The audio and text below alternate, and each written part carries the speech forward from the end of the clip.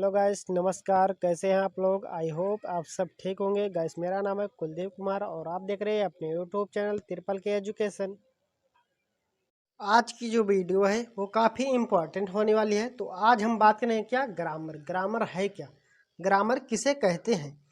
किसी भी भाषा को हम सही तरीके से और शुद्ध रूप से लिखते हैं, पढ़ते हैं और बोलते हैं और उसका कुछ ना कुछ अर्थ भी निकलता है, उसे ग्रामर कहते हैं। जैसे एग्जाम्पल में देखेंगे, AMINLA, ये जो वर्ड है इसे लिख तो दिए हैं, लेकिन क्या हम सही तरीके से पढ़ पा रहे हैं?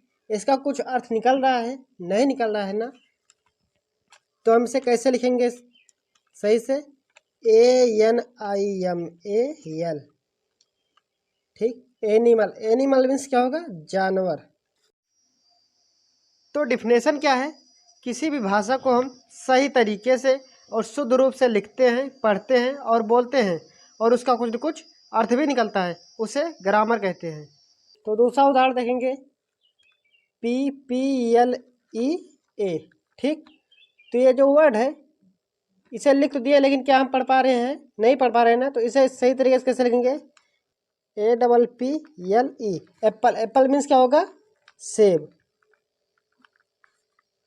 दूसरा उदाहरण देखेंगे, OMKYNE। ये भी जो वर्ड है इसे लिख तो दिया, लेकिन क्या हम पढ़ पा रहे हैं? इसका कुछ अर्थ निकल रहा है? नहीं निकल रहा है ना। तो इसे हम कैसे देखेंगे? MONKEY, monkey. मंकी मीन्स क्या होगा? बंदर। ठीक। तो अब हम बात करेंगे basic unit of grammar. Grammar की बेसिक यूनिट क्या क्या है? तो क्या क्या है? Letter, word, phrase, sentence. ठीक। तो लेटर से मिलकर क्या बनता है? तो लेटर एक छोटी इकाई है जो कि लेटर से मिलकर क्या बनता है? वर्ड। वर्ड से मिलकर क्या बनता है? फ्रेज। फ्रेज से मिलकर क्या बनता है? सेंटेंस। लेटर वर्ड है क्या? लेटर किसे कहते हैं? जब हम बोलते हैं तो बोलने में जो ध्वनि प्रकट होती है वही छोटी इकाई लेटर कहलाती है, अर्थात वर्ड कहलाती है। तो इंग्लिश भाषा में कुल 26 अल्फ़ाबेट होते हैं। तो इंग्लिश ग्रामर में अल्फ़ाबेट को दो भागों में बांटा गया है, वोवेल्स एंड कॉन्सोनेंट। तो वोवेल्स है क्या? वोवेल्स किसे कहते हैं? ऐसा वर्ड जिसका उच्चारण करते समय उच्चारण अवयव आपस में स्पर्श ना करें, उसे वोवेल्स कहते हैं। अब जैसे लिप्स, टीथ, टंग्स, प्लेट। अब लिप्स मीन्स क्या होगा? ओठ। टीथ मीन्स क्या होगा? दांत। टंग्स मीन्स क्या होगा? जीभ। प्लेट मीन्स क्या होगा? तालू। जो मुख के अंदर का ऊपरी सिरा होता है उसे तालू कहते हैं।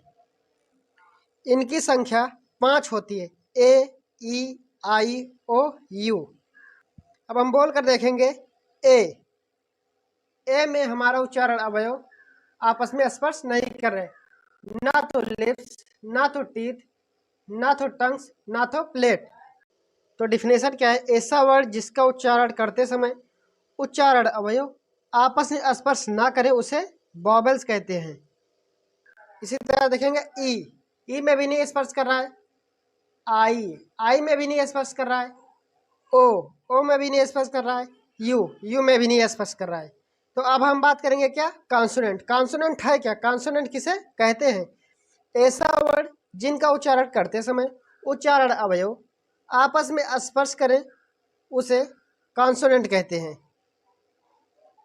अब उच्चारण अवयव है क्या? Lips, teeth, tongues, plates. Lips means क्या होगा? ओठ। टीथ मीन्स क्या होगा? दांत। टंग्स मीन्स क्या होगा? जीभ। प्लेट मीन्स क्या होगा? तालू। इनकी संख्या 21 होती है, जैसे BCDEFGHJKLMNPQRSTVWXYZ। अब हम बोल कर देखेंगे, बी। जब हम बी बोल रहे हैं तो हमारा उच्चारण अवयव लिप्स दोनों आपस में स्पर्श कर रहा है। तो इसी तरह का देंगे सी में भी हमारा टंग्स एंड प्लेट आपस में स्पर्श कर रही है। डी में भी हमारा टंग्स एंड प्लेट आपस में स्पर्श कर रहा है। एफ। इसी तरीके से हम सारे वर्ड को बोल कर देखेंगे तो हमारा उच्चारण अवयव आपस में स्पर्श करेगा। वर्ड क्या है? वर्ड किसे कहते हैं अर्थात शब्द किसे कहते हैं?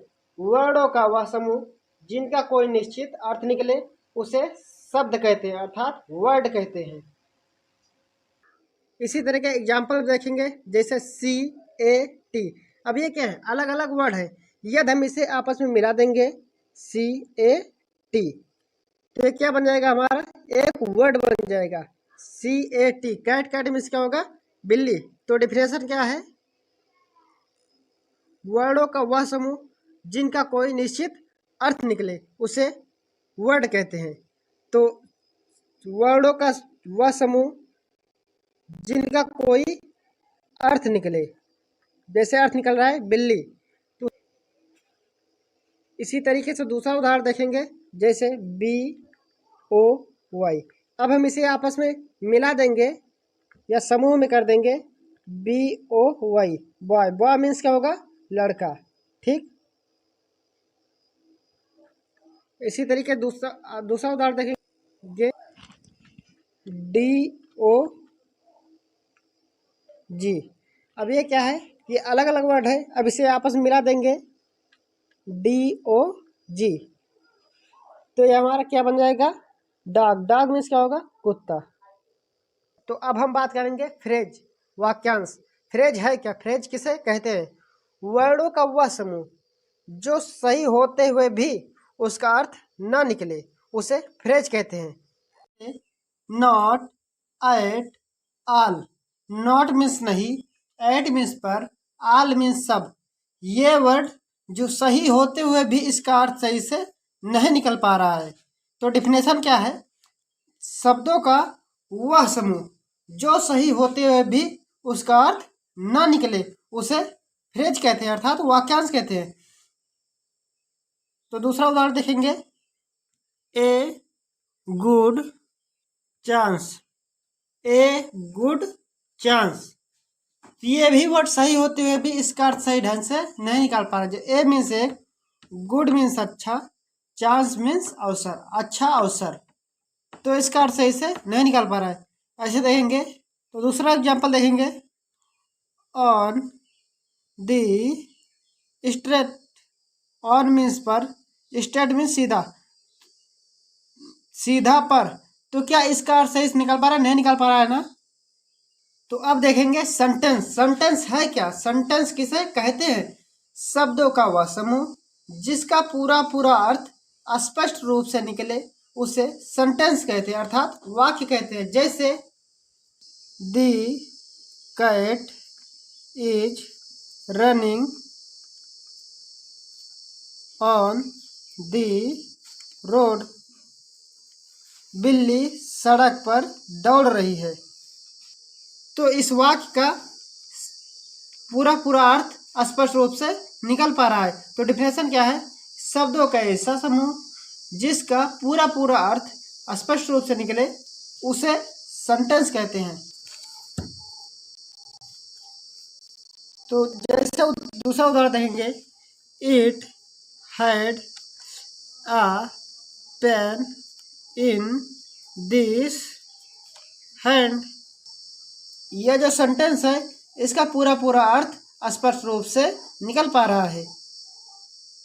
Thank you.